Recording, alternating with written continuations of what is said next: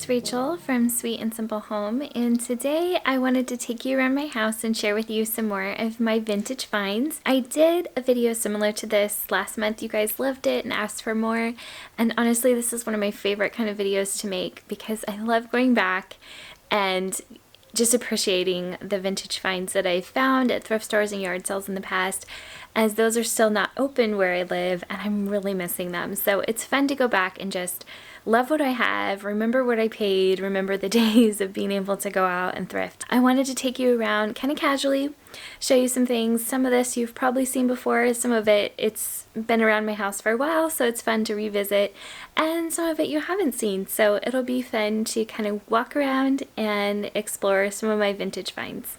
So next to my couch over here, I have this really cool basket, and this is the basket that my dad passed on to me that had all the cool like gardening stuff in it, and turns out that my friend had donated it to the auction that my dad bought it at because it was a basket full of garden stuff.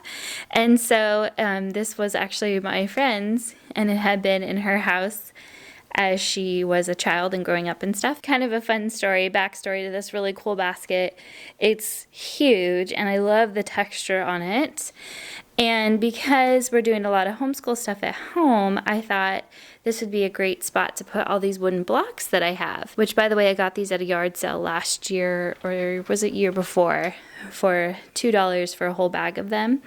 And what I'll do is I'll tell Clive, hey Clive, go find an L, or he'll just build towers or things like that. It's just a nice activity for Clive, but it also doesn't look weird to have out in the living room. It is very pleasant to look at. Here on my shelving unit in my kitchen, I have stacked these really cute vintage milk glass plates I got at the thrift store before everything closed down. And on top, I have layered 2 doilies, and these were actually sent to me by a viewer. She had a little thank you card for me for some things that I sent to her, and she put some little gifties in there, and this was one of them. So there was this really pretty sort of spiderwebby one, and then this more like eyelet scalloped one, and I just stacked them here on top. I thought it was perfect with all the scallops and layers of white, and I put my vintage timer right on top. And this is also a milk glass cake plate from a yard sale, I think 3 years ago now, and that was $2. So this is another find from years ago, probably 3 summers ago now, and it's a tin. I think I paid $1 for it at a rummage sale, and it has these little raised designs on it that I think are so interesting and beautiful. Definitely kind of like a Grecian inspired look there. But I keep my sewing kit in here, so I'll open that up and show it to you. So I thought I'd show you on the bottom. It says Made in Holland, which is cool. So here's the inside. It's kind of like my DIY sewing kit. This came from a yard sale last summer. I got it in a bag of sewing goodies for like $2, I think, and it's really cool looking. I love it. And then I have just some thread, the colors that I tend to have most often, and then the white, which I reach for the most, is always out. And then this is like a bag full of tiny threads. I bought this pack of threads at a yard sale, I think 2 years ago, and then I already had some from the Dollar Tree. So these are just when you have a button that pops off, but the color of the thread isn't the same than what you have. It's nice to have all these little guys. So this is embroidery stuff. I have a little embroidery project I hope to do at some point. More pins, a little seam ripper, a measuring thing, some more needles, a couple pins, and a sewing machine things that I need. So there's that. That's all I have in my little sewing kit. You'll notice I don't have any buttons in here because I keep those in a different tin. Okay, here is my button tin, and I love this one so much. It's probably my favorite tin that I have. I love the design on the front. It says Helen Harrison Homemade Candies, 325 No. Wells Street, Chicago, Illinois, which I just love. Can you imagine getting chocolates in this? Oh my goodness, what a delight that would have been.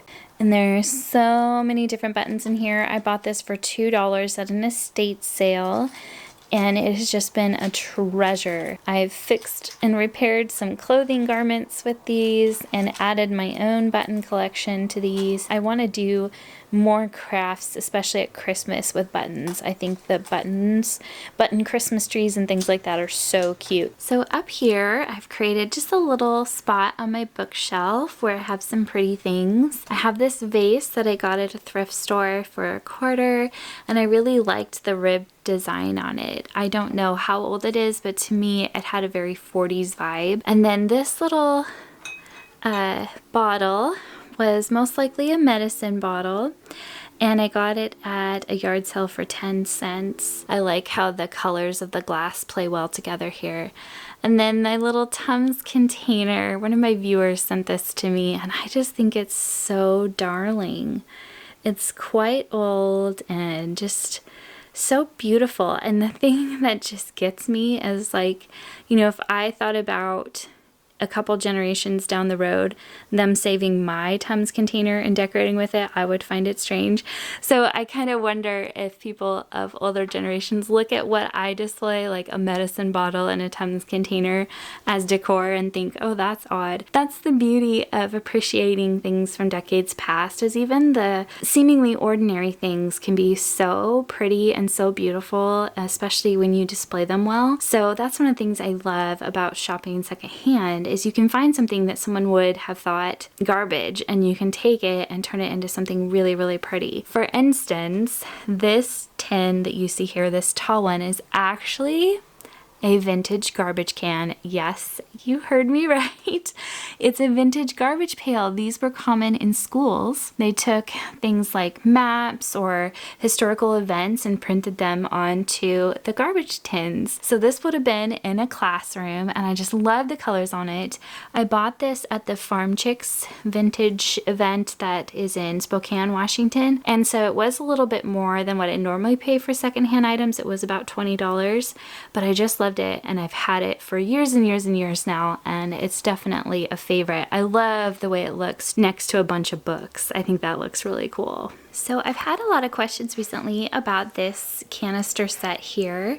It is a 3-piece stackable canister set that I got 4 years ago now. It's hard to remember, but I found it at a local rummage sale for $1. And this was the first yellow piece that I got for my kitchen, and since then I've found so many, and I just love this shade of yellow. It's so bright, it's lemony, it's sunshine, it's springtime, it's just happy. It's a happy color. What I keep in here are school supplies, and this has been especially handy now. So I've got colored pencils, crayons, and this one has like the handheld pencil sharpeners. The kids can grab that, take it to the table if they're doing schoolwork. So since I mentioned it's the first yellow piece I had, I thought I'd also just kind of point to some of my other yellow pieces. I have a vintage apron, children's apron.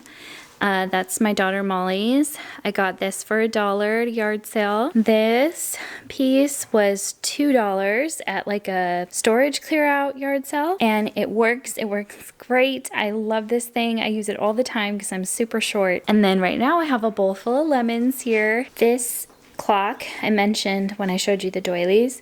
This came from a little vintage shop in Spokane that's no longer there, but I just loved it, and it was $4. This is my other yellow piece that I have. It's the same material as the canisters, so I kind of wonder if they weren't from the same time period. These two pieces. I don't currently have anything in there. I haven't quite figured out what I want to organize in there because I buy my aluminum foil and wax paper from Costco, and those rolls are like huge, so they don't fit in here, and I don't really use paper towels on the regular. So I was thinking it might be nice to put my garden gloves and some clippers there since it's right by the back door, so I could grab my gardening things when I go out to the garden. That's definitely something I'm considering, but I just love all the yellow together. Just so happy. Another question I got recently was, how do I stack up my plates in this little container so you can see them all and keep them from falling over? And here is my little trick. I have a jar back behind them that just kind of props them up and keeps them from wiggling around as well, so they don't get damaged. And you know, if it really concerned you, you could always put tissue paper in between as well, just to keep them from scuffing each other. Thank you so much for watching, you guys. I hope you enjoyed this. I know it was really fun for me, so I hope it was fun for you. If you're new here, I hope you will subscribe. I'd love to have you here at this sweet and simple home. I love making my home beautiful little by little, and thrifting and vintage things are my jam. So if you love that too, I hope you'll hit that red subscribe button and come back for more. So I just wanted to say thank you so much for watching and taking time out of your busy day to spend time with me here at the Sweet and Simple Home. It really does mean so much, especially during this time, to have your support and your involvement and connection here on my channel. So thank you. You guys take care, and I'll be back with more soon. Bye!